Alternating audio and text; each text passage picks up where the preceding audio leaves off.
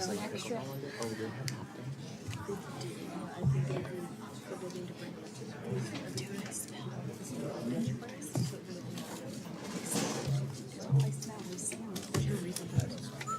then they do different spirit days. Well, not this year. There's no school made this spirit days. Everything else is good. Oh, that's fine. We're all happy Dory. I was like, this time, why are they so bad? She's like, no school asked us if we wanted to do the same thing. So we said yes. I was like, okay. All set? I feel like Mr. Kenline. Who normally sits? Who normally sits here? Nobody. It's just an extra microphone and chair. Yeah.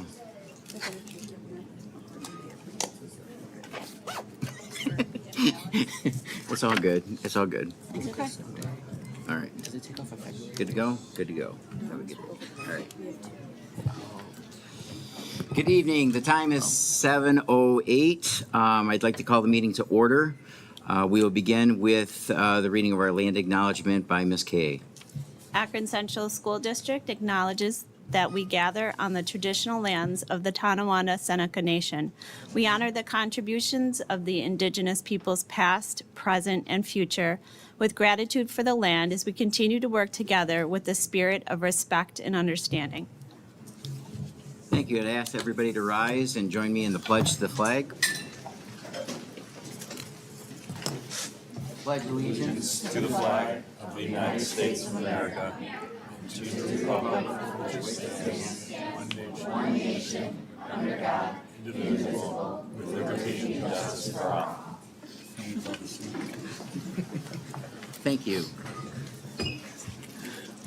At this time, I'd like to turn it over to Ms. Taylor for our introduction of our mission statement and mission movers. Yes, so we are very excited to recognize some friends from the elementary school as our mission movers for the month of December.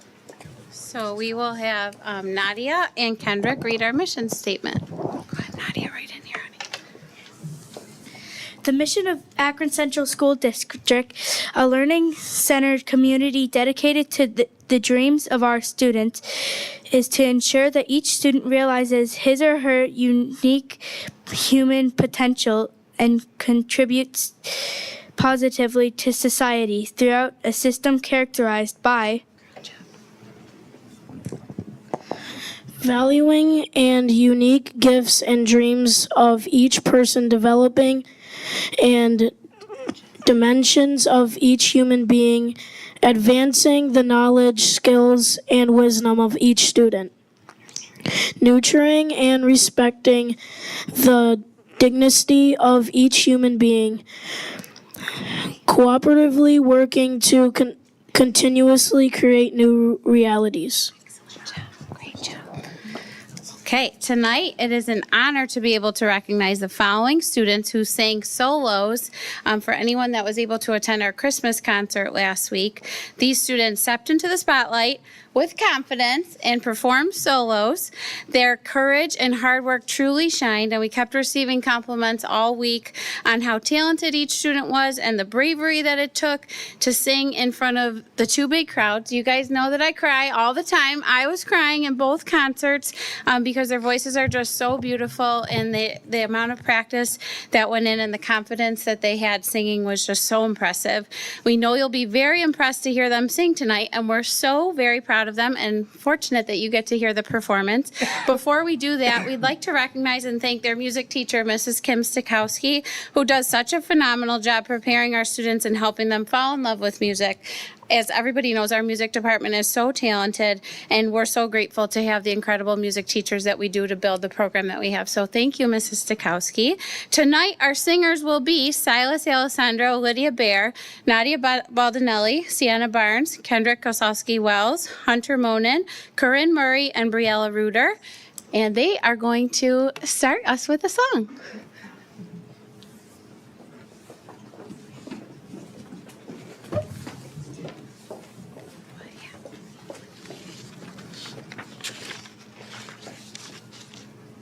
First, I would just like to thank Mr. Buno, Mrs. Koss, Mrs. Taylor, and the board for recognizing these awesome musicians. We had a great time putting it together and getting to perform. So we were so excited when this afternoon they asked them to do an encore performance, and they were ready to go. I went into their classrooms and said, "Hey, do you think we can make this work tonight?" And they all said yes. I'm so glad that all 8 of them were able to be here. So to their parents, thank you so much for bringing them and making sure that they could be honored tonight. So we are going to do our encore performance of "You Make It Feel Like Christmas."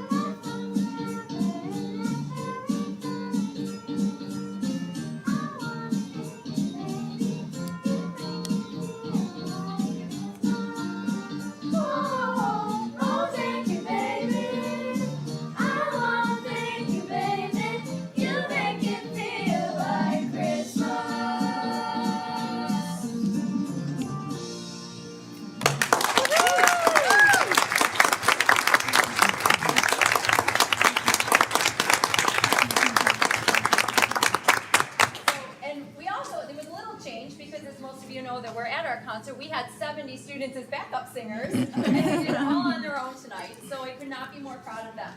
But as also, if you were at the concert, you know that we like our administration to be part of things. So this morning, my 5th grade introduced me to a song that we just thought, as a little surprise for all of you, we would participate in just one extra little encore performance.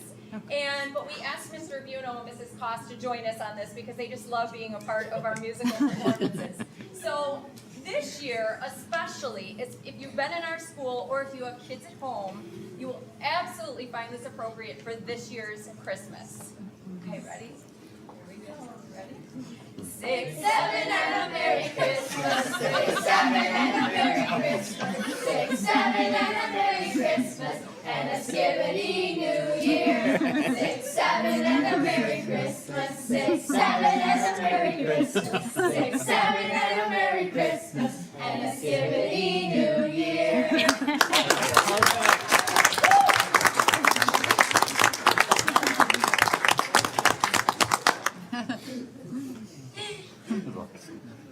So in just a second, we're going to take a family picture with our board members and all of our students. But I just want to say that we could not be more proud of you. So incredibly talented. You're not the only one crying, Ms. Koss. just absolutely amazing. And thank you so much for being here. Thank you for all the parents that support the kids and for being here tonight. Super proud of you all. I thoroughly enjoyed your concert and just wanted to say it's great to see another generation singing Light the Candles. No, it doesn't. All right, so we'll take a picture here.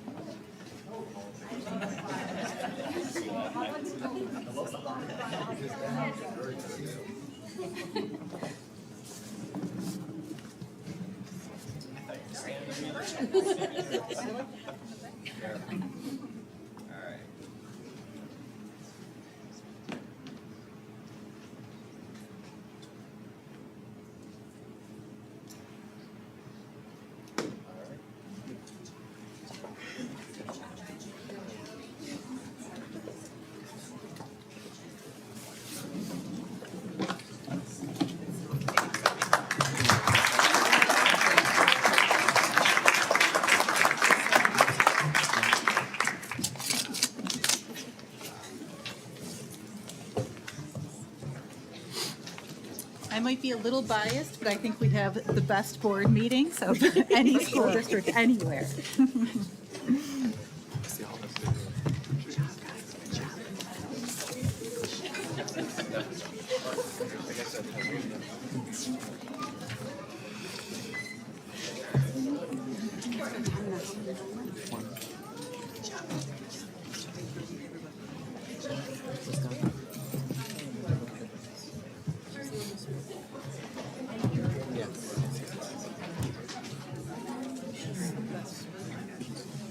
Moving on in our meeting, agenda item number 4, our beginning of, we have 2 presentations this evening.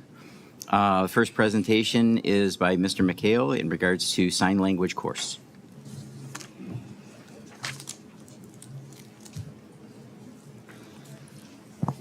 Good evening, board members. I am Mr. McHale. I learned sign language going on 15 years ago, and it has been used in my life ever since. I think it's super impactful for a community, for a family, for building connections in a way that I think only language can.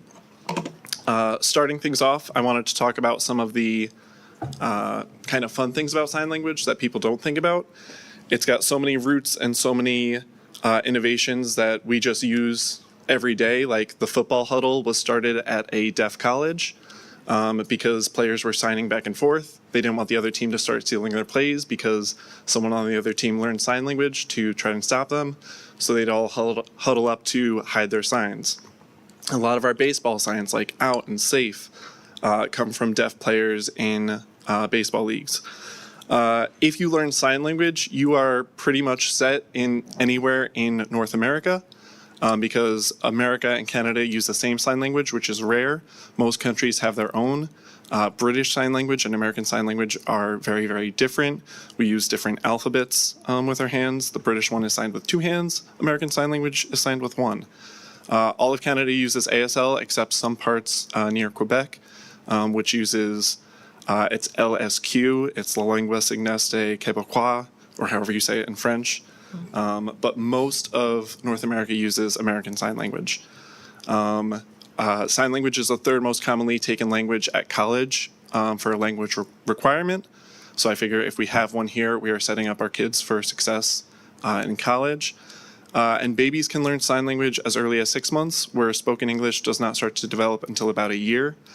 And they've done studies to find that kids that use sign language at those early ages are able to better build connections with those around them, better able to regulate their own emotions and have their needs met, instead of crying and being sad and being stressed because they're not fed or they feel pain or they feel sadness.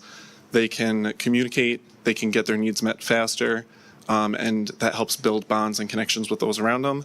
and it has shown to have long-term effects throughout their life in social and emotional regulation.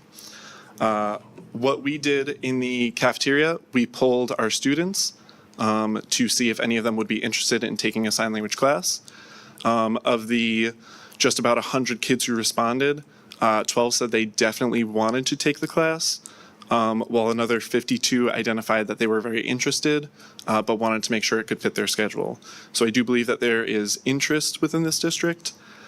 We asked them some polling questions of, have you been exposed to sign language?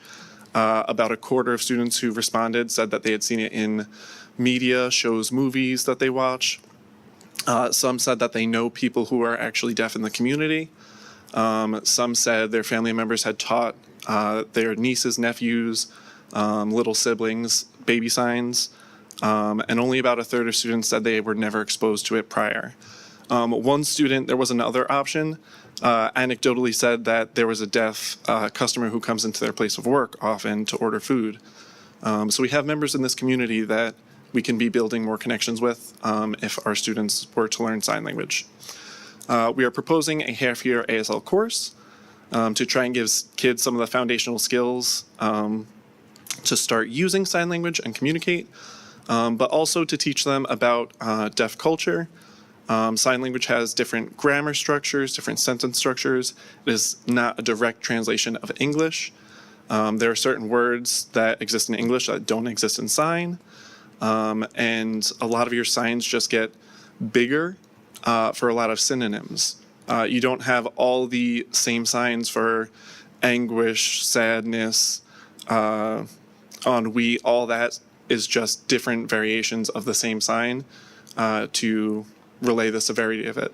The sign for need and should and must is all the same sign, just different severities of it. So we learn a lot of those parameters, all the things that construct a sign. It's not just the shape of your hands, it's the location of it, because signs like mom and dad are the same sign, just in a different position, because everything below the eyes is feminine and above the eyes is masculine. Everything in front of you is the future, everything behind you is the past. So by learning some of these foundational skills, it makes adapting to the language a lot easier. And there have been times where, with my family, my cousins had a baby girl who was born deaf. We were at a 4th of July party and they asked me, how do you sign firework? And I'm like, I don't know what it is, but if I had to guess, it's this, and then an explosion like that. We looked it up, and it was this, and an explosion out like that. So once you understand the structure and the basic skills, a lot of the language just starts making more sense because it describes the physical space. And that's something I'd love to explore with some of our kids, and even some of the history of deaf culture, how ASL was influenced by even Plains Indian Sign Language that was free of European influence at first. So there's a lot to explore here. I'm very passionate about it. I'd love to pursue it. So if you guys are on board, I'd love to start a course here in the community. Do any of you know anyone who is deaf or know any sign language yourselves? Okay. So even just kind of around the room, we've already got some people who have been exposed to the language. So if you're interested, it's something I would love to do. And yeah, in the end of the presentation, I just included some of the differences between sign language and British Sign Language. They are two very different languages, French Sign Language, German Sign Language. It's all, each one evolved independent of a lot of the others. Some might have influences from others. I know ours was adapted from French, but evolved. So the hello sign is the B for bonjour. So there are some roots there, but it just took on a life of its own once it was over here. So thank you. Does anyone have any questions? Just add a comment. I think it's wonderful. Thank you. I learned, thank you for bringing it here. My brother's a deaf person in the community, and I learned sign language when I was in middle school, and it's changed my life. I decided to become a teacher of the deaf, so I work with kids with hearing loss every day, and I always encourage them to learn it, and I will definitely encourage my sons to learn it. So thank you. Excellent. Thank you so much.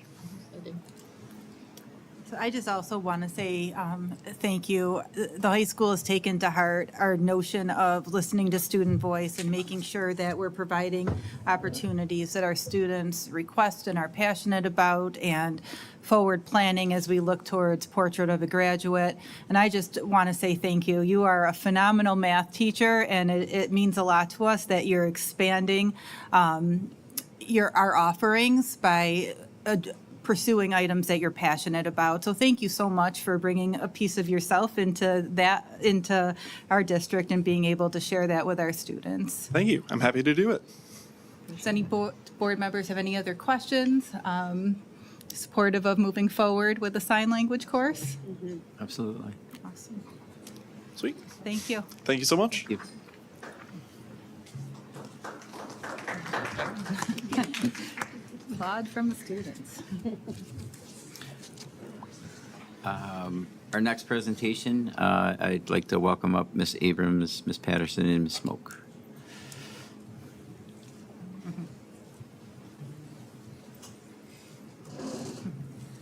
So thank you to Jody and Anto for presenting this evening. They're going to be presenting on Western New York Ian in a program that they were part of a regional group to create. And I'm just so appreciative that you're sharing this information with us tonight. Sure thing. So Ian is a group that put on this student conference at the end of October. And so it's kind of a three-prong presentation, because I think the conference and the future are part of what we did. How can we control the change of this? Okay. So let me just tell you about Ian real quick. I struggle with it. I'll just be like, so Ian real quick was it morphed out of the Native American Regional Forum. And it actually has Akron roots, because in the early 2000s, maybe 2001, there was a Native American Indian Education Association of New York conference at Albany. And it was the first time all the contracting superintendents were invited to attend. And at the time, there were 13 contracting districts. Akron is a contracting district with the state to educate the Tonawanda Seneca students. And 12 of the superintendents showed up. They were at this round table, and they literally went around the table and talked about all the great things that were happening in their districts. And Akron superintendent at the time, Mr. Ron DeCarly, is anybody here that was then? No. I was a student here when he was Okay, superintendent. all right. Ugh, that makes me feel old. So he got up, he was the last superintendent to speak, and he was like, I'm so happy for all y'all for having great programs, but let's talk real. And he was very refreshingly honest about some of the achievement gaps that our Native students were having throughout the state. And so, as part of the audience in this conference, not only was it refreshing, but it was shocking that he was that realistic about where we fell in state rankings, and where our students were performing with the new ELA standards and testing, state testing in elementary schools. And so he proposed the Native American Regional Forum, which is the 5 contracting districts in Western New York. And it didn't include Salamanca at that time, so it was just Akron, Niagara Wheatfield, Lakeshore, Silver Creek, and Gowanda. And it was really very admin heavy. So there were superintendents that attended, and it was held at Akron. Superintendents, directors of curriculum and instruction. We had Mary Beth Whiting, who was on the Akron board, attend regularly. And it was really designed to find best practices among the districts to improve student achievement of our Native students. From there, of course, Mr. DeCarly left shortly after I came on board with Akron, and the group didn't fall apart, but it grew differently. And so in the 20-ish years of growth, there's always been this talk of having a student conference. And as a member of this professional development group, really, I was like, there's no way we can get all of our kids together. It just didn't seem possible, didn't seem good. It seemed very difficult. So we, a few years ago, the group actually did kind of fall apart. So Akron agreed to take leadership as facilitators of the group. And we worked really hard. Akron, Anto and I and Brittany kind of led the groups into, we restructured the meetings. We had a lot more admin attend. We had David Frank from the state ed attend. We had other state ed leaders attend. We renamed the group because people didn't like the name NARF. It sounded too close to a bodily function. So we changed it to IAN, which is the Indigenous Education Advocacy Network. And we developed a cultural mission statement, and we called it Of One Mind.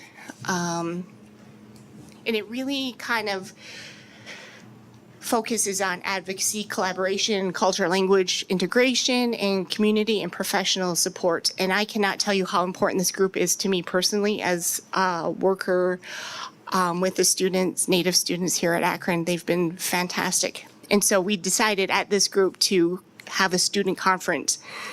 And it was those 5 original districts, Salamanca, Buffalo Public, and we invited Niagara Falls City Schools.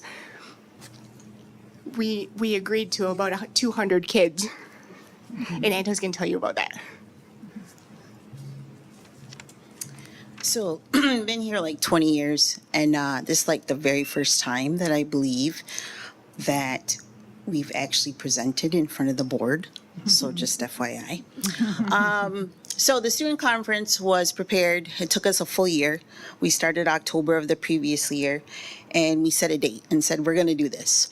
So through many correspondence throughout the whole year, we finally ended up about 13 different events for 150-ish kids.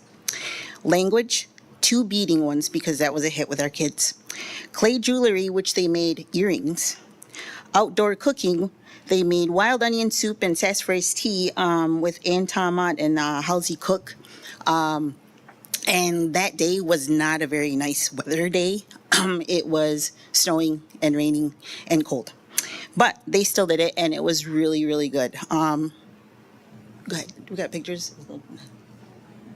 Oh, okay. So we ended up having yoga and double ball. We did black ash, woven photo frame, a STEAM project, fishing, archery, cordage. Do you guys know what cordage is? No? It's basically wild lily daisies. You take the long part of it and you weave. And they made a little bracelet out of it. And meanwhile, there was like about 6 boys, big boys, in this thing, and they actually did really well. None of them were our kiddos, but they did really well. And I kind of talked them all into it because some of the stuff was like, because of the weather, we had to figure out some stuff. So they ended up coming and they're like, I don't want to do this. I'm like, come on, I'll sit down with you guys. So I didn't even know these boys, a lot of them from Niagara Falls. So, but they all did it, and they all sat there like for 2 hours and did this. And I was like, oh, see, you guys did it. So it was really cool to see them be involved with because a lot of times kiddos from Niagara Falls don't really know where they come from because they are in the city. So it was really good to see them all to come together. They also did a medicine walk as much as they could. She talked about the medicines inside and how they helped us. And sassafras is actually one of them, and they made that tea at the outdoor cooking. They did a college fair as well, and a financial fair involved to get them started. And at the end, we did a social dance to close out the day. We had our keynote speaker, Dr. Daryl Tonema. He just came on like lastly, but he was really good. All the kiddos loved him. We had sponsors from Tonawanda Seneca Nation, Tuscarora Nation, Seneca Nation of Indians. The New York Power Authority donated bags. They're really cool bags. And T-shirts. Oh, we didn't bring a T-shirt. We should have brought a T-shirt. Sorry. We forgot a T-shirt.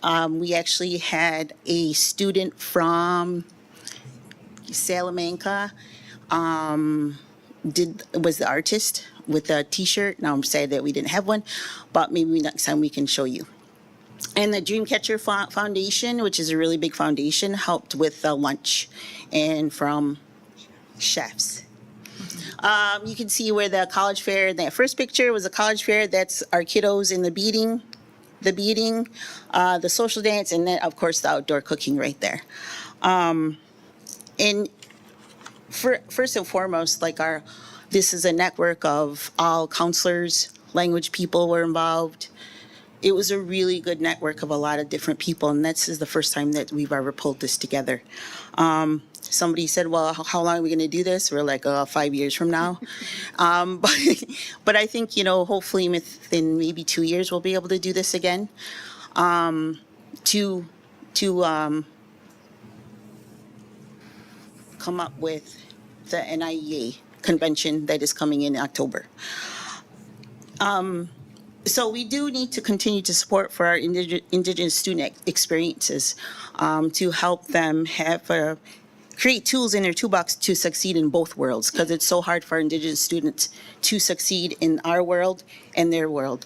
And we always often say you have to take your moccasins off and put your shoes on.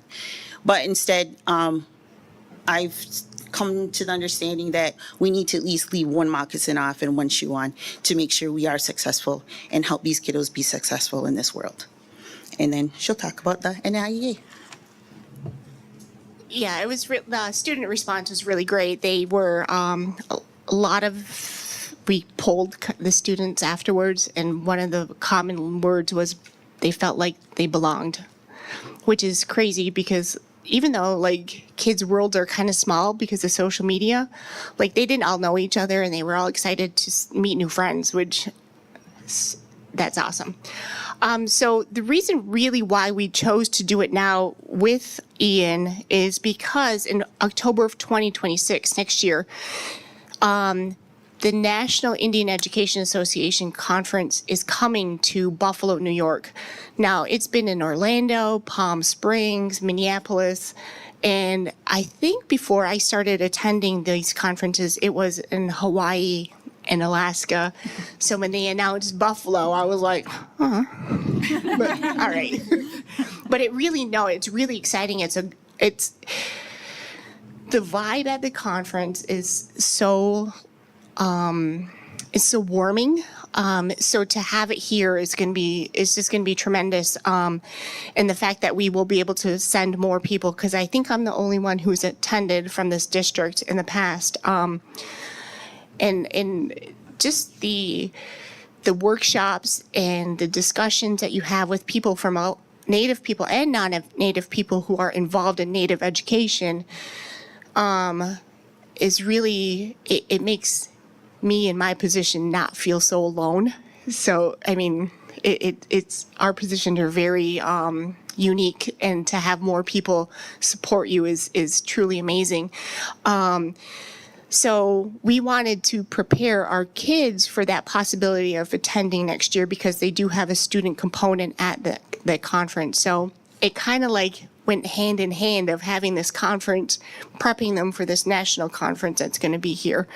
And really that's kind of where we kind of agreed to put on this giant convention with the kids. So that was the past, present, and future of our kids in these conferences.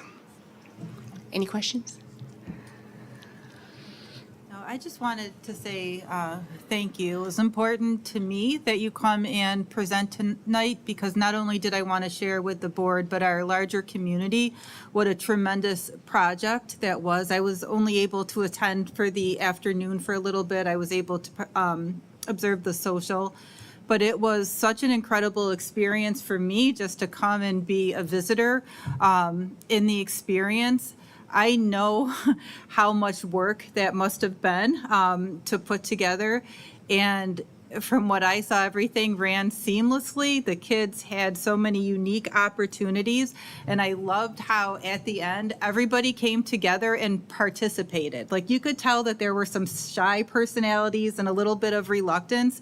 But by the time the social was over, I think everybody was participating. But I just wanted to recognize you and to make sure that we're publicly appreciating you for all the work that you're not doing for our own Indigenous students, but for students of other nations as well. So I just wanted to say thank you and recognize you for all the hard work that you did with that program. And we want to say thank you to you, Andrea, because you were the only superintendent to attend. So we appreciate that support. And I got a T-shirt. And you got a T-shirt. I was excited about that. Okay. The only thing I'll add is I know from conversations at ECASB functions where, our district is talking to both Gowanda and Silver Creek and to those that are Lakeshore. I know one of the conversations is the fact that with having the 3 different territories and how there could be some sort of cross communication along that, and while it's beneficial, I think equally, not only for the students but also from the standpoint of administration and organization, because I think you hit the nail on the head from the standpoint of saying that it's that. That conversation and what works in some places, and trying to carry those sorts of traits over to benefit all students, not just in your own district. So going forward, please, if there's things that you think, we can help out with from the standpoint of not just being Akron in and of itself, but trying to work with the greater community and the greater communities, that we have that conversation and that opportunity, because I know for myself and even from the other members that I spoke to there from the other districts, we're looking for the same sorts of things. So if there's things that we can do as districts and administration, then, and it's going to be in the best interest of our students, we welcome the opportunity to have those conversations and come up with something that is as wonderful as this. Thank you. You definitely created an experience that our students will never forget. So thank you very much for doing that and for being here tonight. Thank you. Thank you.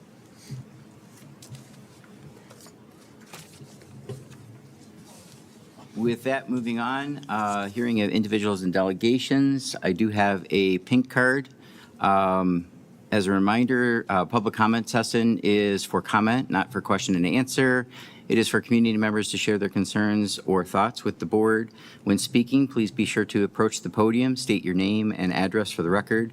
And if you are representing an organization, please identify.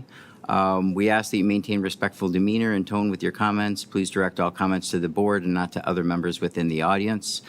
We are allowing individuals who submitted a pink card to speak once, and that we ask you to limit your comments to 3 minutes out of respect for others in attendance. We also ask you do not identify individual staff members or students by name or critical comment. Direct these matters to the superintendent outside of this meeting and during regular business hours. In the interest of civility and respect of different points of view, please do not applaud or boo speakers.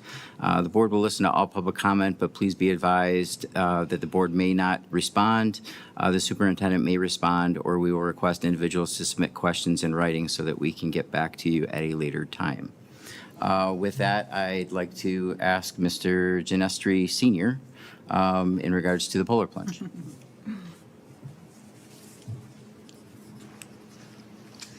Thank you for the opportunity to speak today. I come to the school board with a message of absolute gratitude today for first of all, on a perfect day, because almost everybody I'm going to talk to is actually here today. I'm going to speak about just supporting my 2 personal children and for supporting the students of the school district. I just first want to talk about just the journey of my son. When he was young, in elementary school, he was diagnosed with a rare condition which impacted his his right hip bone, and that caused him to receive a diagnosis where he couldn't.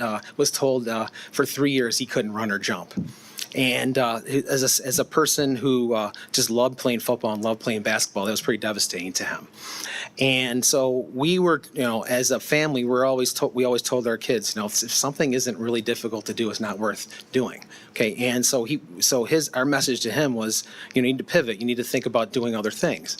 Okay. So always supportive. Mr. Esposito, Mrs. Koss. So what are we going to do with Chris? He had to have a surgery after this surgery, he was put in 2 leg casts that put his legs this far apart with the bar in the middle.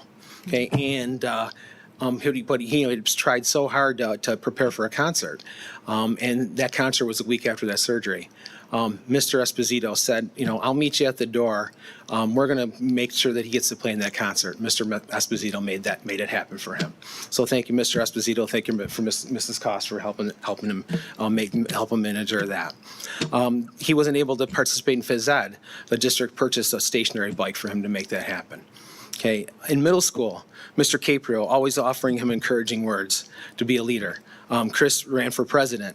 His motto was, "I can't run, but when I run, I'm going to run for president." So since then, he's been class president. Okay, so he's always been somebody who's always stepped up to the challenge and been a leader. High school, Mr. Dimitrov, I'm sending him to leadership conferences. Mr. Klaus encouraging him in the STEM program. Dr. Deletti always encouraged him to be a great math student. Okay, so he's always thrived in those particular items. So he always wanted to be now wants to be an engineer and wants to go into engineering fields. To his latest, did I mention? When his bus driver couldn't make it, and the very rare occasions Mrs. Bruning couldn't make it. He had one substitute bus driver there, Mr. Polkowski, who would pick him up from his bus runs. So it's just the support that not only my daughter but my son received from the school district through everything they've always wanted to do. Really became reflective as my son was filling out his Common App, all the activities that my son was able to participate in through the years through the school district. So I come to you in just gratitude with the opportunities, the leadership, everything that he's been able to participate in. To the latest, the polar plunge. The district supported the polar plunge. Leaders, Mrs. Taylor, thank you for supporting my son with the polar plunge. Mr. Polkowski, Mrs. File, you're right there. Mr. Dimitrov. Okay, leaders of this school district going along with students, jumping into Lake Erie in December. Are you kidding me? Okay, to support the polar plunge, and our students who also supported the polar plunge, raising over $12,600 for Special Olympics in New York through that endeavor. Mr. Polkowski wearing a sweatshirt today. How about that? I can't tell you how grateful we are as a family for what you've done for students with disabilities to be able to participate in Special Olympics, for the example that you set for kids, for students in the school. It's just been tremendous just to see how leadership is supposed to work, the example that you set. We cannot say enough for not only what you've done for our kids, but for the example that you set for schools, for kids. We can't say enough as a family. So thank you. We come with gratitude, and we can't say enough for everything you've done. Thank you. Thank you so much. And thank you to Chris, too, for bringing a great experience to our district and your leadership. I know I had a lot of fun. You can sign me up now for next year. It was fantastic. I do think the water was warmer than the air, though, Yes. on that particular day. But thank you so much for your kind words. I know it means a great deal to us, so thank you for that. And for those that didn't know, Miss Taylor also went in as a Christmas tree. So kudos on the props and to decorate, be decorated to participate in that. But no, it was a great experience. I know I rode the bus down with the students, and everybody was very encouraging, and it was exciting, and it was a very good time by all, and absolutely for a great cause and purpose. And I'd like to thank you, Chris, for coming forward and asking the board and challenging myself and Ms. Taylor and the rest of the board and all the other students. I mean, we had 29 students that participated along with 5 or 6 admin, and that goes, you can't start anything unless you have somebody that says, hey, we need to do this. So we appreciate that and recognize your leadership as well. So thank you very much. Thank you. With that, we move on to our building department updates. I'll turn it over to Ms. Kirsten, and she can. Well, we always start with the person with the brightest suit coat on.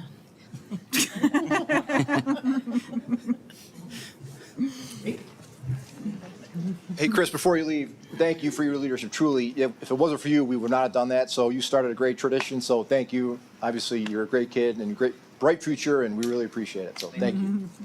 Thanks, Chris.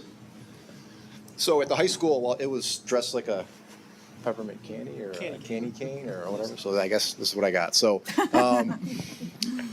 really, at the high school, a lot going on, obviously, with Spirit Week, getting ready for the holidays. I've been really, I finish up tomorrow my scheduling and budget meetings with all of our departments. So we're starting earlier this year with the scheduling process. And as you've heard today, an elective, you'll hear about another proposal next month for another elective. So we really want to give kids more options and more choice. And we're listening to those students and want to get, again, anything they're passionate about, have them exposed to. So that's something that we're working towards as well.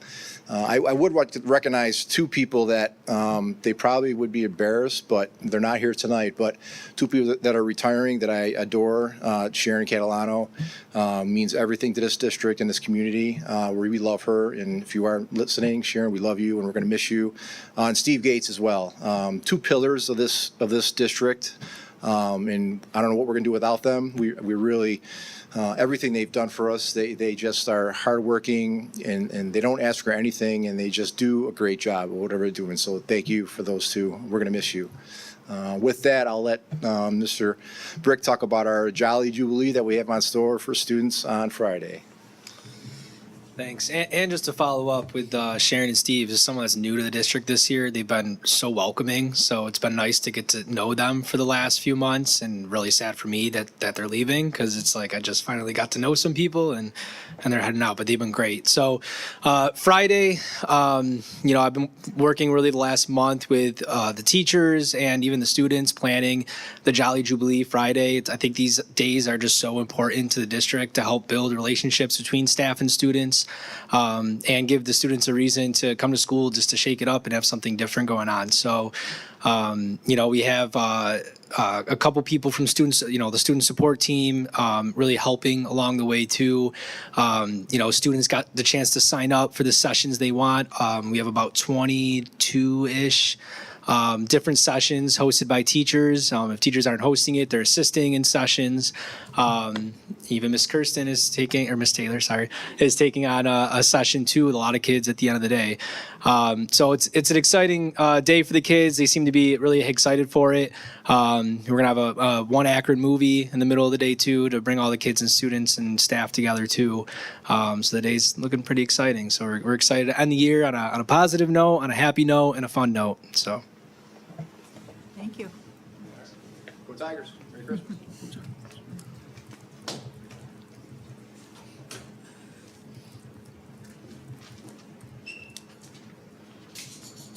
Good evening. Just like the high school, very busy, a lot going on, but I'll give you 2 updates. The first update is when we return from break on January 8th, we're going to have the UB Alberti Center back with us.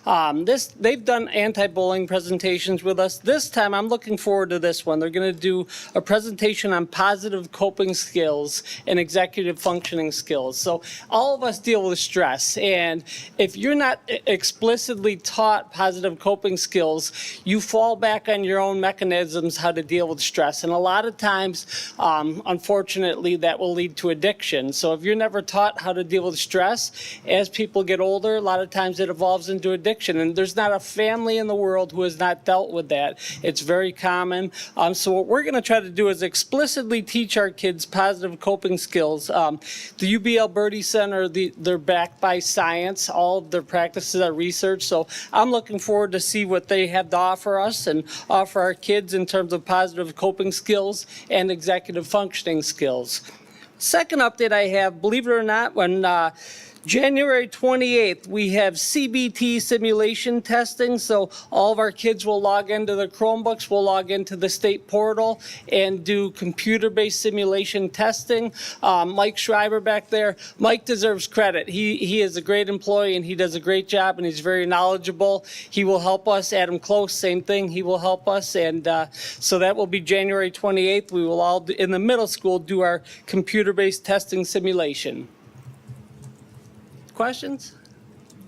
Thank you. Thank you.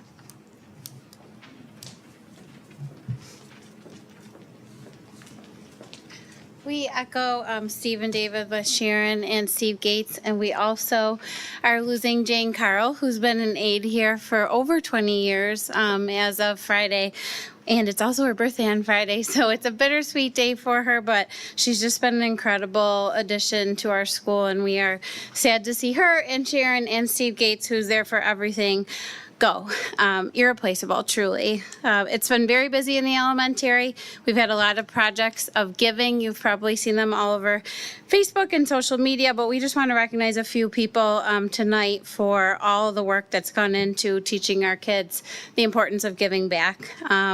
Our front window display, I don't know if you've seen that, but it's of individual hands of every student in our building. Lisa Doynick, Jessina, and Jane Kershensky and Miss Wozni all created that wreath that our students love. And our Santa Paws collection, we did have the puppies come in for the open arms rescue today.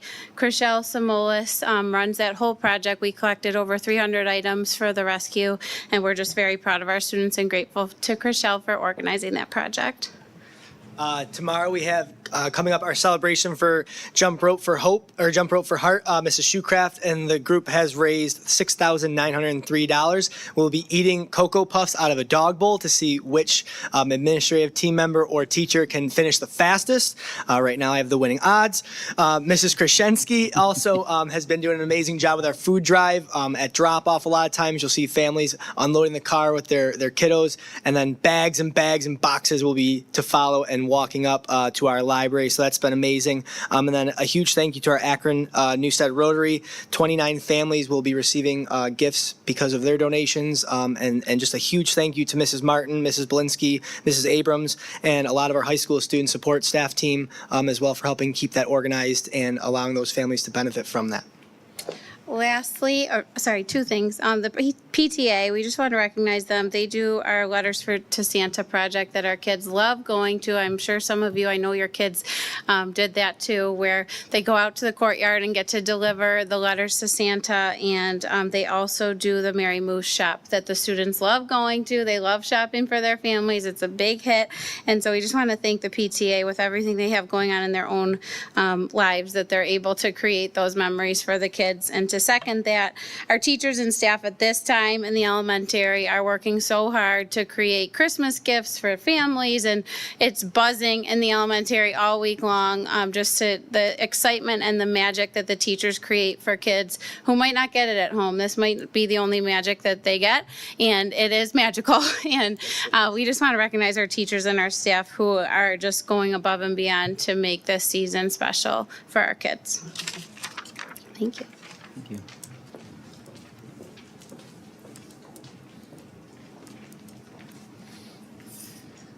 Good evening. A couple athletic updates. Miss Brittany had a meeting just about 2 weeks ago with some potential girls wrestlers that are interested in the sport. We had over 20 girls show up from grades 6, 7, and 8, a couple of high school students. In Western New York, the fastest growing sport is girls sport is flag football. The second fastest growing sport is girls wrestling. It is a similar in the state of New York, and New York State ranks, I think, 3rd in the country in girls wrestling. So we have a tremendous potential opportunity to just letting you know that we have, I think, a good potential need for girls wrestling. It's a little bit different than high school styles. The girls wrestling in New York State, it's not outside of mixed competition. They use the international Olympic style of freestyle wrestling. So currently in Western New York, it is in Section 6, we have the second largest amount of wrestlers in the state of New York. So it sounds like that we have a lot of youth wrestling's coming up. Jason Chase, our modified coach, is doing a wonderful job in the town of Akron. He has, I think, 50, 60 wrestlers and students in grades kindergarten through grade 5, and several of them are girl wrestlers that are coming up, and we have several of them here at school. So I just wanted to let the board know that there's an excitement and a buzz among the girls about potentially having a girls-only wrestling team. Speaking with a lot of the athletic directors and looking at our numbers for football, talking to Jay Sirianni and the struggle that we had this year with JV football and the numbers, just in some early talks. And of course, we know that would have to be board approved by the board about potentially going the modified football route of 7, 8, 9 versus 9th and 10th grade. I feel at the moment, based on our numbers that we do have in grades 7, 8, and 9, we would adequately be able to field a modified team, and would maybe in the hopes of coming back and having a JV team. But there's a lot of schools in our area that are struggling. A lot of schools in the NO League are struggling and combining schools. Right now, I think Medina is combining with Albion. We've had some talks. 2 years ago, we had 21 kids graduate this year. I think we have 14. So even though it may not seem like a lot of kids, it's a large number of high school seniors on our football team, and our numbers are down a little bit. So Alden has reached out about a potential merge, but that would cause us to go from Class C to Class B. And it's just the conversation that I've been having with Jeff Hart, the athletic director there. A couple of things that are coming up Thursday and Friday here on our campus. We have the Jack Silvernell Memorial Basketball Tournament. We'll have 3 games Thursday night, 3 games Friday night. The championship taking place Friday night. And I was just talking to Mr. Caprio. I know it's in Western New York, and it might be the state of New York. We have the 59th annual Jerry Dreyer holiday wrestling tournament, and that's going to be on the 29th and the 30th of December because of Christmas is falling on a Thursday, but we're going to do it immediately after that. So it's a lot of work, but it may be the longest wrestling tournament in the state of New York. So it's our 59th year. So all the sports are, in full swing right now. We're having a lot of success in basketball on the court. Our wrestling team is looking good. They will compete this weekend in a very tough tournament, the Linda Canula tournament at NCCC Friday and Saturday, and then they'll wrap up against Newfane on Tuesday on December 23rd. Any questions? Go Tigers. Good evening again, everybody. All 3 departments are pushing for this natural break, so they're just kind of in a little bit of survival mode just to make it through Friday, but they're doing a great job. We are in all 3 departments starting our budget development, going through our equipment, assessing the things that we need to make sure that we need to replace so that we can stay with our replacement plan throughout the departments. As people already mentioned, in the maintenance department, we are in the transition with Steve retiring over the break and Mike Goodrich replacing him. So we'll work through that transition. Excited for Mike, but sad to see Steve go. He's done a lot. I've learned a lot from him just in the short time that I've been in the department as well. So that's been a great thing for us. Transportation, same thing. We're working on budget.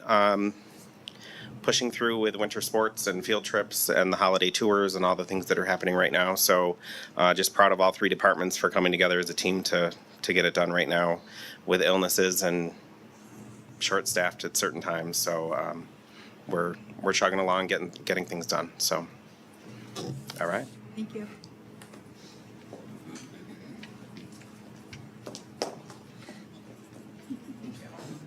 Could have been bad. So initially, I was going to just update the board on some things that were happening within the special education department, like our special ed teachers had a refresher on writing compliant KTEA reports, and I had the opportunity to visit a local school district to look at solid tier 1 structures for UPK program. But I sort of shifted as I sat through all the presentations tonight, and just wanted to really highlight that working in the special education department is truly a privilege, and it's something that I take to heart. And it's very hard not to take things personally. And it's so refreshing. It was something that I needed to hear today, sitting in front of our student leaders and our teacher leaders and our community leaders about all of the great things that are truly happening within our school district that really capture all students. The Jolly Jubilee, girls wrestling, and sign language, polar plunge, our music program, the positive coping skills and executive functioning. Our department fields a lot of frustration, and I just think it goes to capture all the great things that are truly happening. And I feel, again, that it's such a privilege to be in this position and work alongside everyone within our community to continue to pave a way where all of our students have these opportunities. So again, thank you for the strong foundation and trusting us to empower our students and empower our teacher leaders. I think that, this being the holidays, it's a stressful time, but really tonight was like the perfect opportunity to really reflect on how good we're doing and the opportunities our kids truly have here. So thank you. Thank you, Mary.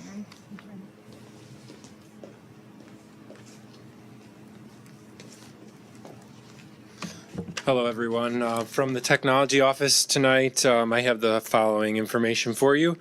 First would be our office participated in a data security review session with the state ed department on November 20th. This was not an audit, rather an opportunity for state ed to review various policies and procedures that pertain to Akron Central Schools and our network security and cybersecurity. We were scheduled for a 2-hour time block, and we completed the review in less than an hour. I'm pleased to share with you, of course, that the review went exceptionally well, with only a couple of recommendations provided in their feedback. All of the recommendations align with our short-term goals, and we will continue to implement any of their suggested changes as soon as possible. Participation at the Winnie Rick data protection meetings played a key role in being well prepared for this review. Over the break, our team will be taking advantage of some much needed downtime to work on a number of projects and upgrades, along with maintenance of other technology components. Of course, as others have stated, we will also be going through a transition as Mrs. Catalano moves on to enjoy her retirement. I've had the fortune to work alongside Sharon for the 14 years that I've been here, and through good times and bad, she is the glue that has kept the technology department together, and a wonderful coworker who will be missed so dearly. I wish her all the best. And finally, it's important for me to share that we would also like to extend our appreciation to Mr. Chris Chafee. He's our outside AV consultant that some of you may know. We contract with him to do work in our auditorium for all of the performances and things of that nature. Chris worked really hard over the past month to prepare our auditorium and finish up things so that all of the different musical performances that took place over the past few weeks could go off without any noticeable malfunctions. Everything was in order for our teachers and our students. So we are so fortunate for his efforts, and wanted to wish you all a very happy holidays and Happy New Year. Thank you, Mike. Thank you. And from the business office, can you hear me now? And from the business office, I do want to start off by recognizing our retirees. In my current role, I do get to interact with everybody from every department, and I've definitely had many positive interactions with Jane, with Steve, with Sharon Catalano. Obviously, the role I came into the district in the technology office, I did have the privilege of working almost right alongside Sharon for 2.5 years, and it's two and a half of the best years that I've ever worked, and learned so much from her to this day. She's still on speed dial, and I'm not quite sure. There'll be many times come January 2nd that I'm going to say, I'm going to call Sharon. Wait a minute. She's having a lot more fun right now. But congratulations. call. Yeah. we'll still call. Well, the question is whether she'll answer. No, congratulations. Very well-deserved retirement to Sharon. As some of the other reports indicated, we are in budget prep season. As the budget calendar outlined, Tyler, our financial system, was opened up, was scheduled to be opened up this past Monday to administrators for input. It actually was set up a week ago Monday and opened up that afternoon. So I have talked to a couple administrators already starting to work on that as their meetings are wrapping up. And so my team is ready to go to have those meetings in January, and we're on schedule in that process. Speaking of budget, right after I get done talking, myself and Mrs. Taylor will provide some more details with our first budget presentation. Just one other note that I do want to let the board know and let anybody listening know. Our financial advisor, who's reported here before, Maggie Gugliaro, did reach out in the past week to let us know that a bond that we have, it is a 15-year bond issued for 2017 for a previous project. It is a dormitory, a DASNY bond, dormitory, state of New York. It's very common practice for districts to have financing through a bond of that nature that will partner with other districts, not that we necessarily select. As a result, it's a larger amount of money that's financed and leverages a better rate. We were notified that one of the other districts, a district out in central New York, has had their credit rating downgraded. As a result, that has no impact financially on us or on our credit rating, but the bond itself was downgraded one notch by S&P as a result of that district. But had a number of conversations with our financial advisor, and it's a matter of S&P will disclose that, but that is, which was already actually published by them, I believe, within the past couple of days. We did receive a draft of that, but as far as, I just want to make clear, as far as any cost to the district, the interest rate on that bond was locked in for the term. There is no change to our credit rating, no change to anything other than the fact that one of 5 districts was downgraded a notch. As a result, S&P did downgrade that bond. So should any information like that come across, I just wanted everybody to be aware, and certainly if I hear anything more, I'll share that. Any questions?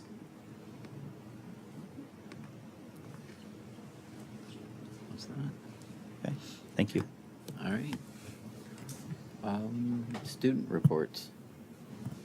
So I'll kick it off. I actually have quite a bit to talk about tonight, which I'm very excited about. Thanks, Austin. So right now, actually today, I recorded my next Read to Lead video, which is I Am Enough, which is kind of just talking about like how everything kids do and like every person has kind of their own purpose, and it's more of like a self-worth book, like pushing again that like thought that everybody matters. And then actually Mrs. Martin reached out to me for No Name Calling Week to do a book based on that, and she gave me a bunch of options, and I was very grateful. So after that, I think I've decided on doing Don't Laugh at Me, which is basically talking about how like it's highlighting kids' differences. It's based on the song. If anyone knows the song Don't Laugh at Me, I'll use my superb editing skills to put the song in there. But that's kind of my plan with Read to Lead. And then coming up after the break, I met with Mr. Buno and we discussed some of the ideas that the students had. And I plan on meeting with their principal advisory committee to kind of go over that. He sent me a list from their most recent meeting of some of the ideas the kids had, which were just, I don't know, it was just very heartwarming to see because I saw a lot of no more homework on there. Somebody suggested the trampoline park and the gym, which would be great. But overall, like it was just a lot of like helping the community and like helping those in need. So I found that very like kind of nice to see that the kids are kind of in the same place that I am with that. And I'm looking forward to moving on with that. keeping it brief, in the middle school on Friday, the Jolly Jubilee will be happening. It's towards the end half of the day, and they will be participating in a choice of their own arts and crafts, bingo, can jam / cornhole, and a movie. I think The Grinch. I believe it is the Grinch. Always the Grinch. And then I heard that Miss Muscarella is hosting a cooking class, which got a gigantic influx of students participating in, like over 30. So she did split it into 2 different groups, which will help her manage all those students, which middle schoolers, ouch. And students are looking forward to the gigantic holiday break, thanks to someone. Look at me. Like 16 days per chance. And that's it from the middle school. I'll try and keep it brief. For high school, thank you, Mr. Conline. There is an interest in the debate club. Expect a presentation late January for it. The student interest form will be sent out soon. The sponsors are likely to be Mrs. Cochrane and or Mrs. Burnsheim in the middle school. And in addition to that, Tigers Innovations has fulfilled many orders this coming winter, especially for sports, including winter cheer, the tourney shirts for the wrestling tournament, girls and boys basketball, which are beginning soon. And yeah, that's kind of all I have right now. And one more thing, we need to publicly wish you a very happy birthday. We're all going to sing. Yes, we I'm are. kidding. Yes, please. So happy birthday.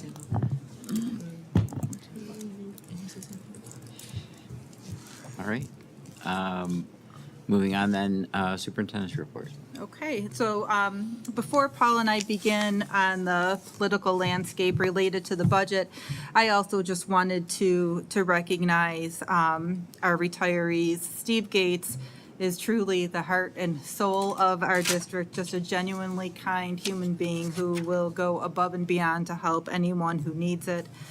Sharon, who has been my rock, my go-to person. She is my critical friend. She is not afraid to tell me when I submit my draft of my welcome back letter that, Andrea, this is boring. You need to go back and rewrite this. So I take that to heart. I need another Sharon in my life to tell me those things.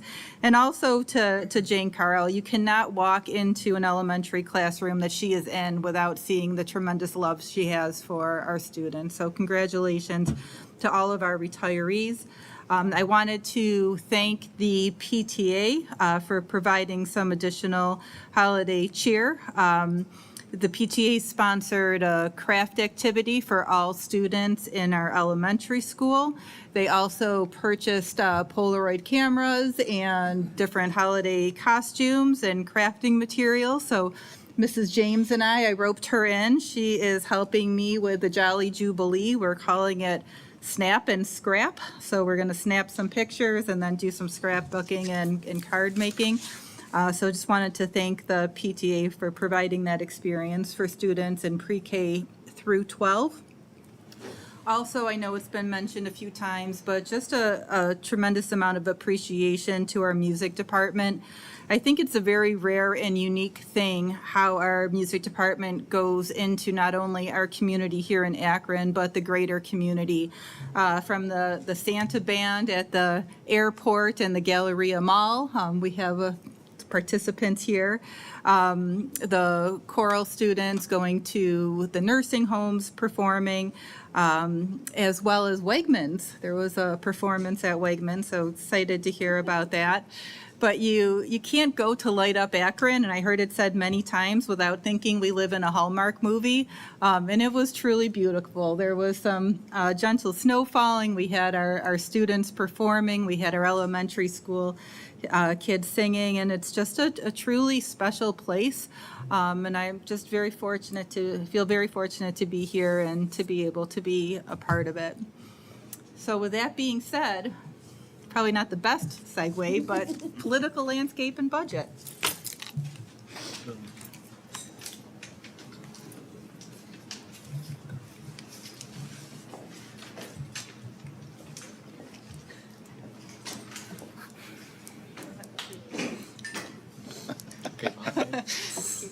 guys don't want to stay?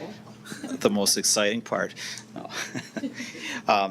I think we mentioned last meeting, going over the beginning of the budget season, the calendar, traditionally, first presentation prior to the winter break has been to really just outline the goals, the process, and the things behind the upcoming building of our 26-27 budget. Yes, we said 26, 27. For my kids watching out there, if you're watching. Yes, I did that.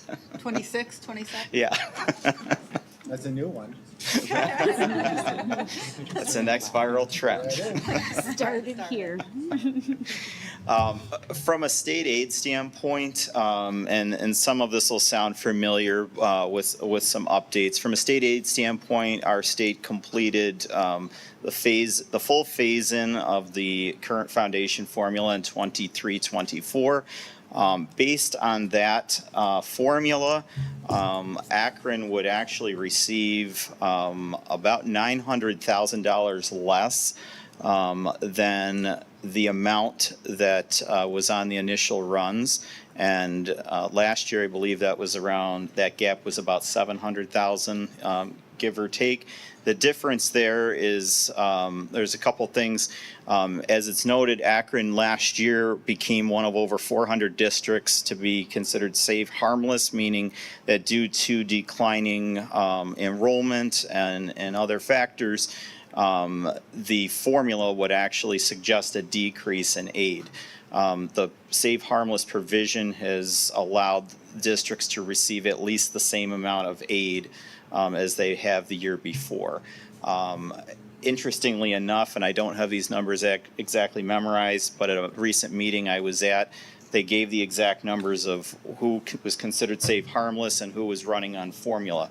It was over 400 districts versus 200 and change. So we've had we've had separate conversations about the formula and potential reforms to it. The bottom line is the majority of districts are falling in this. So Akron is far from the only district in that situation.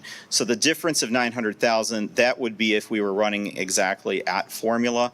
Last year's aid is currently what we are projected according to the state to receive. Whoop. I can't work this either.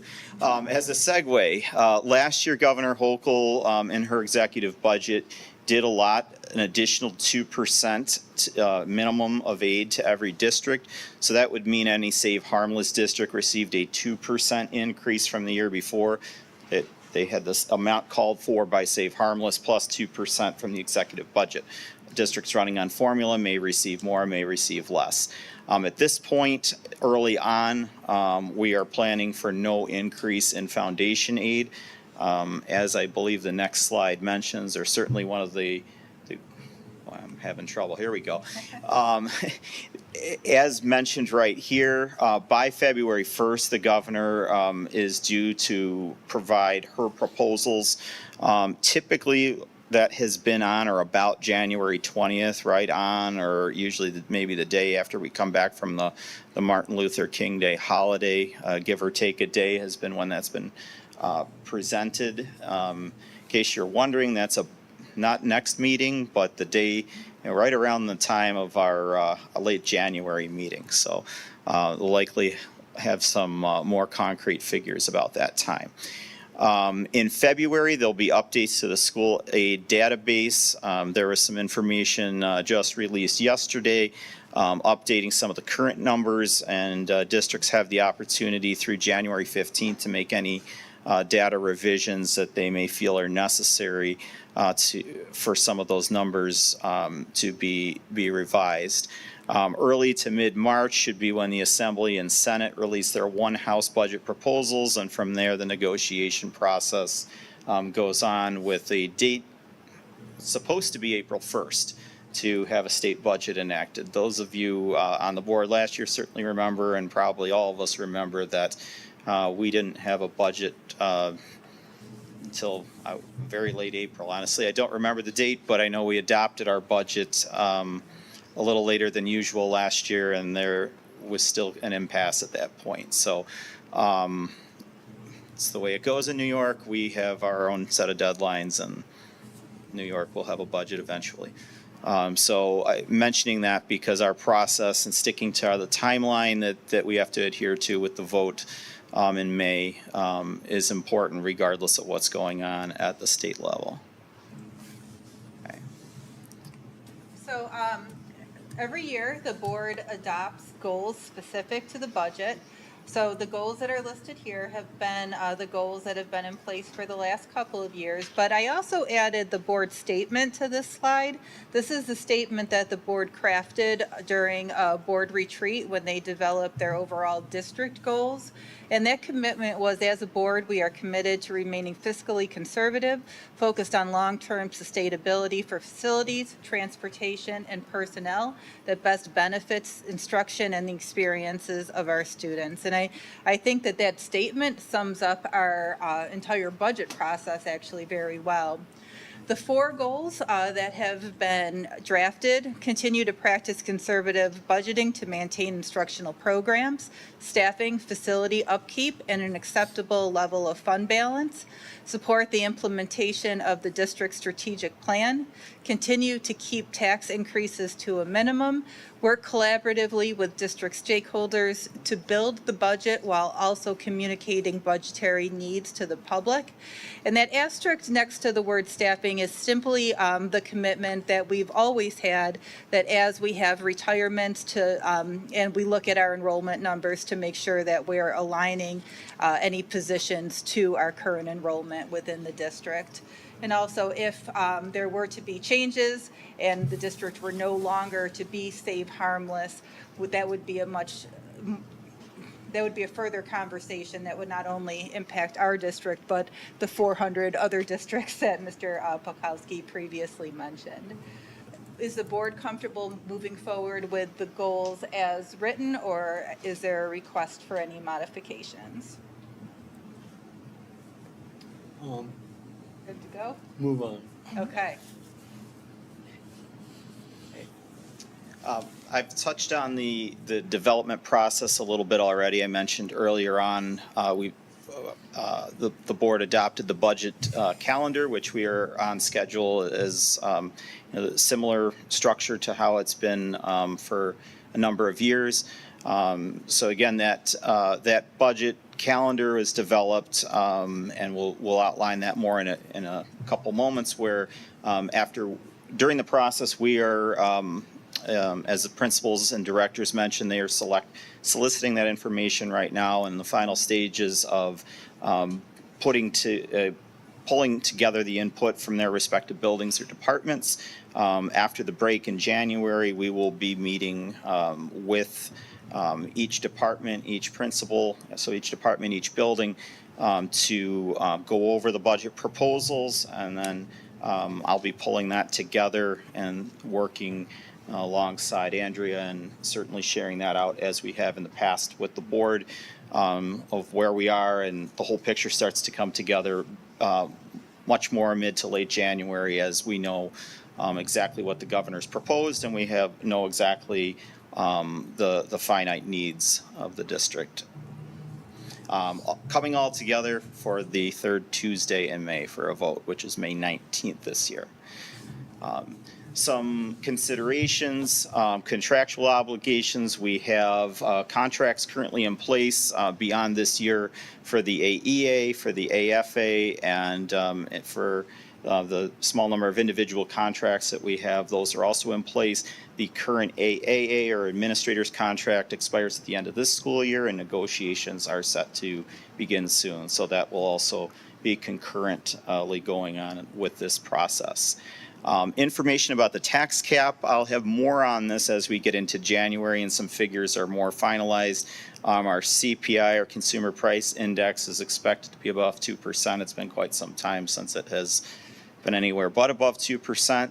Our tax-based growth factor, it was just released not long ago. It's a similar number to last year, very close to being flat 1, meaning there's not a whole lot of growth there. We don't at this point anticipate any ERS, TRS, or capital exclusions. These are all things that go into the tax cap formula, and I will include in a meeting soon a little refresher on that, similar to what I did last year with some more finite data. Early indications are that the allowable levy limit would be above 2%. 2%, New York for a number of years has had the tax cap that is based on 2%, but then has all sorts of different exclusions that can raise or lower that based on a host of factors. So right now it would look to be above 2, but there's some missing information there. So whether that be next meeting, hopefully, or very soon after, we'll pull that together and share with the board. Some other information related to that. Right now, interest earnings, they have been kind of a high. Interest rates are slowly seeming to decline in some cases. That the way markets are running also has at least an indirect, usually slightly delayed impact on the retirement systems, ERS and TRS. TRS, for whatever reason, and this is a good thing, tends to release a couple of updates during the year. They released an update a couple of weeks ago, and they are currently calling for the next year's rate that we have to include and budget for to be between 8.25 and 8.75%. That could be up to or just over a whole percentage point decrease. That'll be the lowest rate of this decade, which is a positive. That's not many things go down nowadays, but again, that would seem to be related. Usually it's a couple year lag after markets have gone up. The stock market has done relatively well. So that's a positive known at this point. That exact figure usually isn't finalized until late in the budget process, but at least we know hopefully that number won't be going up unless something drastically changes. That's for the teachers, TRS. Of course, we all know about inflation, and that certainly is not seeming to change a whole lot, where the cost of everything is going up. Quick question on the TRS. Yep. Just if it does drop 1%, mm-hmm. What kind of savings does that yield to the district in terms of our contribution to the system?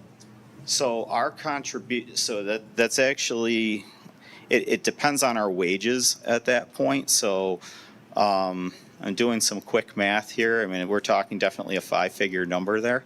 Okay. I can get you an exact number with doing some math with that. I will say that last year it declined slightly, but it was almost negligible. We were talking, I think it was 0.5%, and we were looking at off the top of my head, I want to say a $20,000 or $30,000 change. So we'd be looking hopefully at something a little bigger than that, but I'll calculate that out based on this current year's salaries. Thank you. Yep.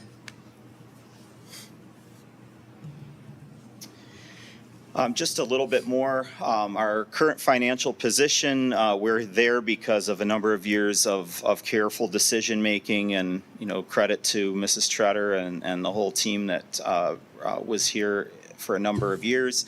That's allowed us to have healthy reserves, a healthy level of fund balance, adequate cash flow, favorable bond rating, and the potential to be able to fund the things that we do right now. The plan is to continue to follow that path as best that we can, while also trying to protect ourselves from the unknown as much as possible. And that's certainly where the input throughout this process and the communication with the board, I believe, is key. Looking to see what, make sure everybody is on the same page, knowing that, again, there's uncertainties in aid and limitations and the amount of revenue that we can certainly expect. And then once again, this has already really been done, but the reserve funds that we have for the capital fund, from the capital fund, have been funding our capital project. We'll continue to do that going forward. And from the educational program perspective, our commitment is through a collaborative process to always focus on the needs of our students, to align our process with our strategic plan and our technology plan. And just also to take a quick note that obviously more is accomplished when all oars are rowing in the same direction. And I think it's important to note that I feel that we're unique in the fact that our board goals, superintendent goals, building level goals, and that of our teacher leaders are all aligned to the strategic plan, which will play an important role in this budgetary process.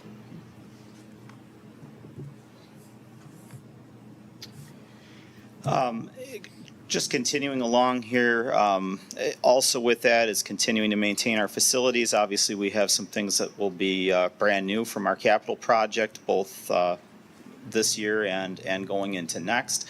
And that area of our budget will be coordinated with our long-term vision and plan for facilities.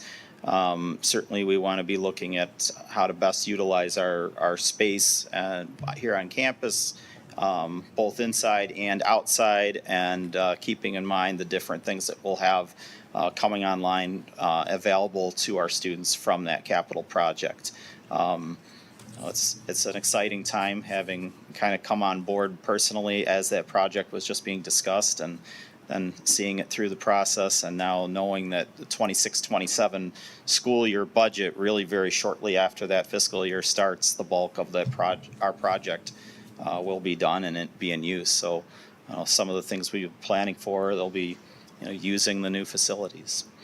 And lastly, with transportation, this is really the same information that we've shared before.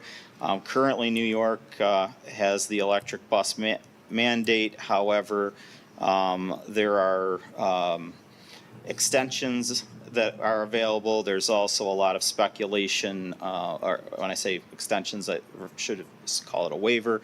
That being said, there's also a lot of talk politically of what may happen next, and I'm not here to speculate, but some of the other related things, there's been some movement lately on some other mandates on timetables pushed off in the state.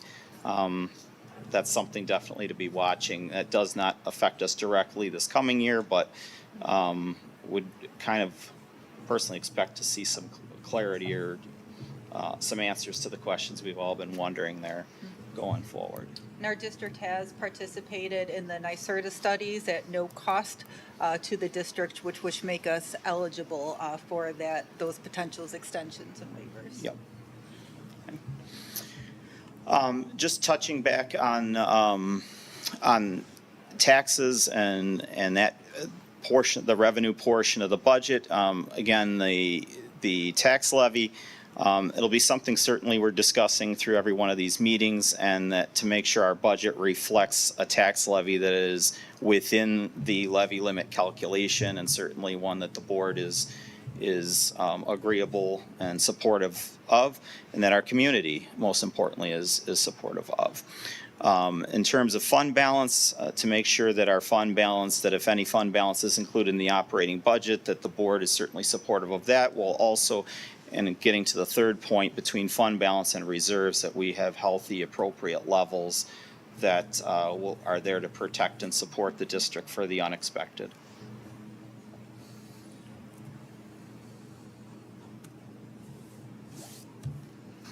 So public involvement and communication will continue to be a priority for us. We did adopt the budget calendar, as well as we've made a commitment to continue bringing the communication into the community beyond our board meetings with what we affectionately refer to as our budgetary roadshows. I know Mrs. James has already started the process of scheduling some of those opportunities, but you can see on the slide all of the different areas where we will be communicating and the publications that will be forthcoming.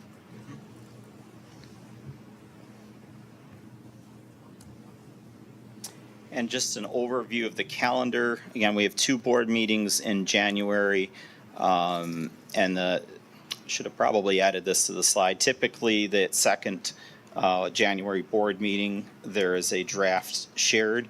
Again, we won't have the full accurate revenue picture, most likely, unless the governor surprises us with a little bit of an early release, but certainly we can have the inclusions of everything that has been compiled from our meetings within the district. February 11th, the one meeting in February will be the traditional presentations really for our non-instructional areas as well as athletics. In March, the first meeting will be our instructional programs, so our buildings as well as special education and technology. And then that second meeting is the target to present the full budget draft and potential adoption of the budget. There is another meeting that is not listed there in between, but May 12th, that would be the official budget hearing. That is a Tuesday because of its being 1 week before vote day. And May 19th is the statewide vote day. And election results and the budget should pass. It would be certified at the board meeting at the end of May. Should the budget not pass, the statewide revote date is June 16th. I think that's it. Yep.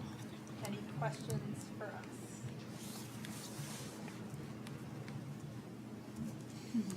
All right, thank you. Thank you.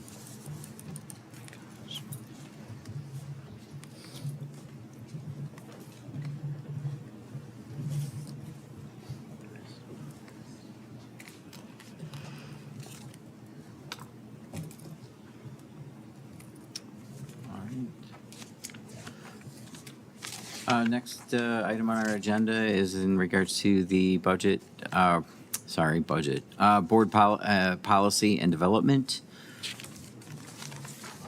These are a number of policies that were reviewed previously and had first readings. And our recommended action is that the Akron Central School Board of Education approves the revised policies, consent item 8G through 8L. Moved. Moved, Mr. Kenline, seconded, Ms. Kay. Any questions or board discussion?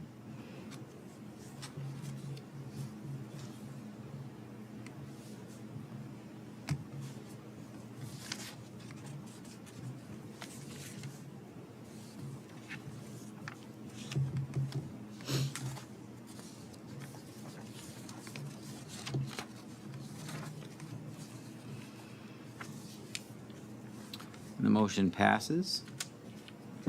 Agenda item number 9, personnel.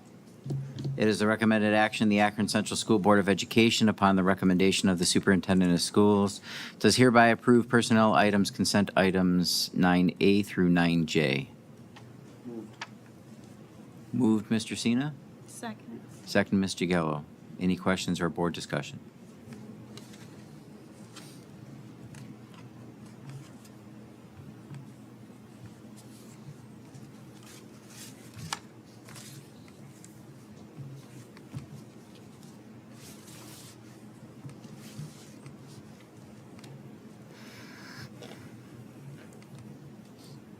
And that motion passes. Moving on, agenda item number 10, district items. Upon some discussion prior to the meeting beginning, there was a need to table agenda item 10B. So therefore, the recommended action is that the Akron Central School Board of Education, upon the recommendation of the superintendent of schools, does hereby approve district items, consent item 10A. Moved, Mr. Sina. Second. Second, Mr. Kenline.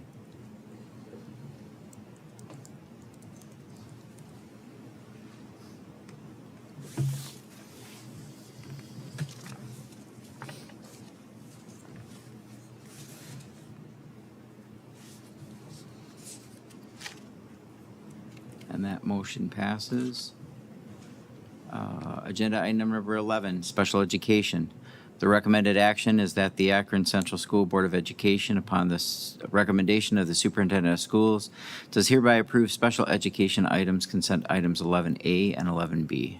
Moved. Moved, Ms. Kay. Second. Seconded, Mr. Kenline.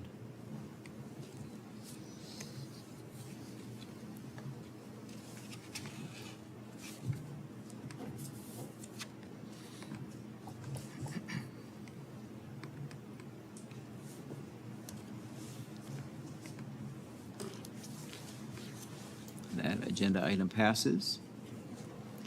Move on to agenda item 12, board discussion. Did not have anything in for board discussion. Was there anything that any board member wanted to bring to the table? All right, seeing none. Moving on to school board correspondence. January 5th, ECASB award nominations are open.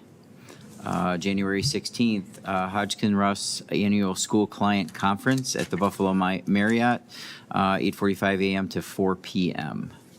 Upcoming dates to remember: Monday, December 22nd through through Friday, January 2nd is winter recess, no school. Monday, January 5th, classes resume. And Wednesday, January 7th is our next regular Board of Education meeting here in the cafeteria beginning at 6:30. With no other items, there is a need to go into executive session, so the recommended action is a motion to go into. Oh, okay, hold on. Just to add that. Oh, add this to that, okay, got it. The recommended action is a motion to go into executive session for discussion on negotiations, the employment history of a particular person, and the proposed acquisition of real property. So moved. Moved, Mr. Kenline. Second. Second, Mr. Borkett.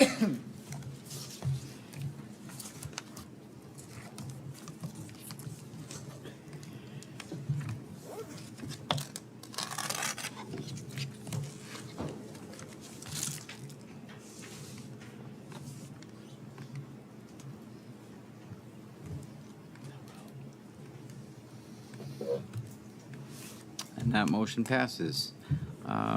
So as of 8:48, we are into executive session. We do not intend on conducting any business following executive session.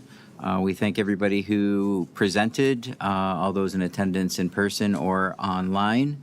Any students that need signatures to forms, please come up and see anybody up at the table, and we will sign off on those. As always, if you have any questions, please feel free to reach out to myself or the superintendent, Ms. Taylor.